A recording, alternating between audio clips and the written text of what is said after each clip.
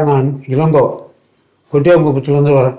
என்னால் முடியாமல் ஒரு 6 மாத காலமாக கால் வீக்கம். நான் என்னுடைய தொழில் அயன் பண்ணும் தொழில். வேலைக்கு போவேன், கால் வீங்கும் பத்தும் வீங்கும் பத்தும். திடீரென்று நான் ஒரு 6 மாத காலமாக படுத்த படுக்கையாக ஆகிவிட்டேன்.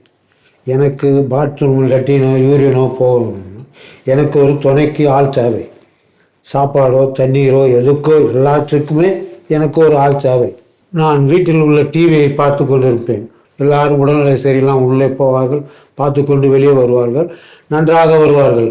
அதை பார்த்து கொண்டு விட்டு நானும் என் மனைவி ஹாஸ்பிட்டலுக்கு வந்தோம், டிநகர் ஆர்ஜிஆர். இப்பொழுது நாங்கள் வந்து 3 நாட்கள் ஆகிறது.